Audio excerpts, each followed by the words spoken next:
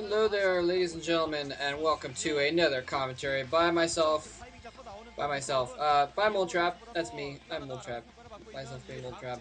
And this is Cal versus fOrGG, and I am really excited about this match right now. As you can see, the red and the white from the last 5 games of these two players happens to match because they just played a best of 5 in the MSL, and that was ridiculous. It was an absolutely ridiculous set. I am going to spoil that set, but so might want to go watch that first if you haven't, because that was awesome. Yeah, this is going to be crazy too. I believe Diggity did all of that set, Cal versus fOrGG.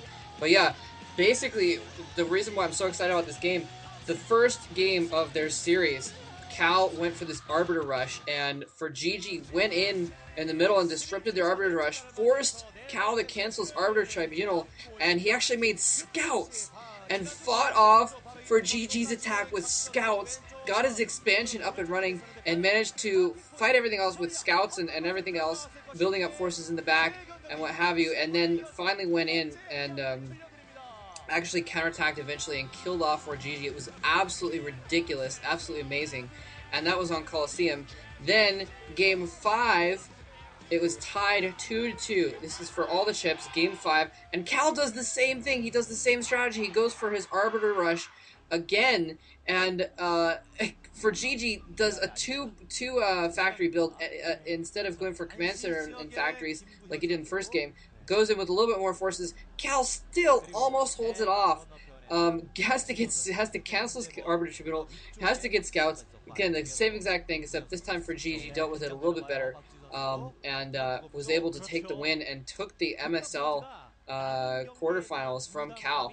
And now these two players are back on the same map on Colosseum in the Pro League just a mere couple days later, and this is going to be absolutely ridiculous. I cannot believe that this is happening again so quickly. This is going to be fun. I'm really curious to see if Cal goes for his same... What? Okay. Anyways, I'm really curious to see if Cal goes for that Arbiter Rush again, because he still hasn't been able to pull it off, and I know he practiced it for like weeks. Maybe not weeks, but he practiced it for a long time because he really wanted to make it work, doing it twice in that series.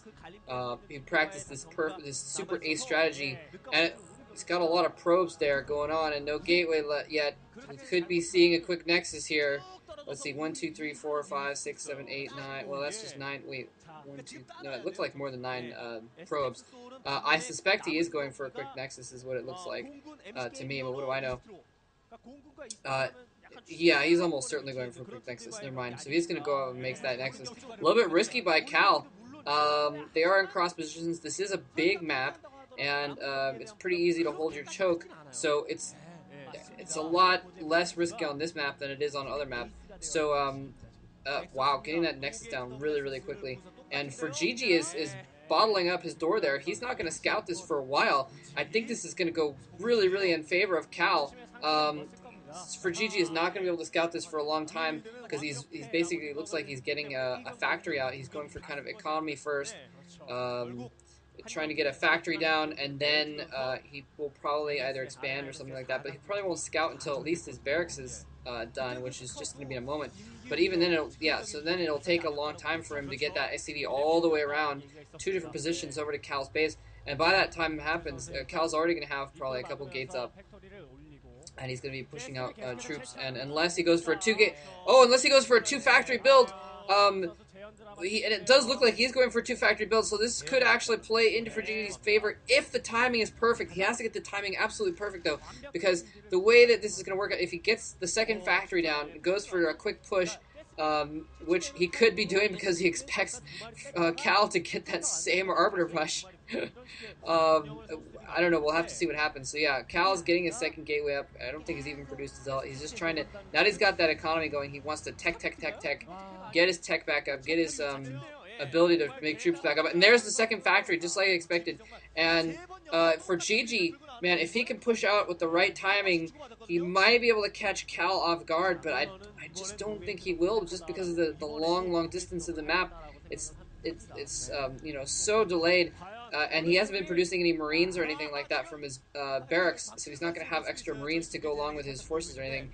And Cal sees it now. I'm sorry, fOrGG sees this strategy now, but Cal's going to be putting out Dragoons very quickly. He's going to start pumping Dragoons. So basically, fOrGG's window of opportunity is closing, and it may just be too far away for him to actually do anything with this little window of opportunity. He's not producing any Marines right now, so I think he'll probably just try and put some pressure on Cal while he gets another expansion of his own, is what I'm expecting. But again, I'm not terribly sure on that. I don't know the specifics of strategy in this kind of a situation where it's so far. He's getting the second machine shop though, so that might mean he's going to try to upgrade speed and mines for his vultures very quickly. He's probably producing at least one tank right now. Before the vultures, you'll see that often where players will basically try to they'll send out tanks out first, and then while the tanks are on their way over to the enemy base, the vultures can catch up because of their extra speed and that sort of thing. And he has not even gone for an expansion yet, so fOrGG going pretty much all in on this, because if he doesn't do some damage with this 2-factory push, Cal's going to be way ahead economically, way ahead on tech as well, because he's getting his robotics facility up. Well, I guess I shouldn't say he's going to be ahead on tech. They're, I guess, what you would call even on tech. So yeah, fOrGG, and Cal though can't see what's going on inside of fOrGG's base, so he doesn't know if this is a 2-factory push or if it's a 1 factory in the command center or something like that. But Cal is researching at both those machine shops, which I guess is to be expected since he made both the machine shops.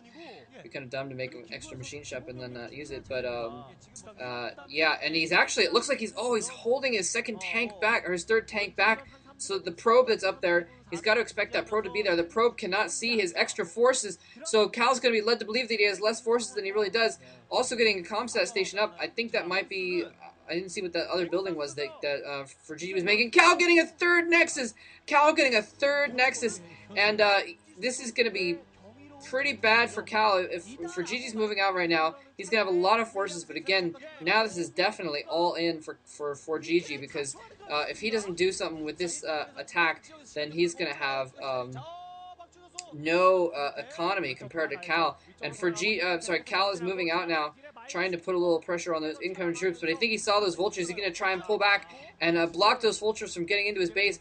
He's putting them up on that ramp there. I'm not sure why he's not putting them farther down to block those vultures. The vultures get in. The vultures get into his base. I don't know why he let those vultures get in. Cal microing, killing some of the mines off very, very well. Doing a very good job of killing off those mines and not losing a single Dragoon to those mines. A testament to Cal's control.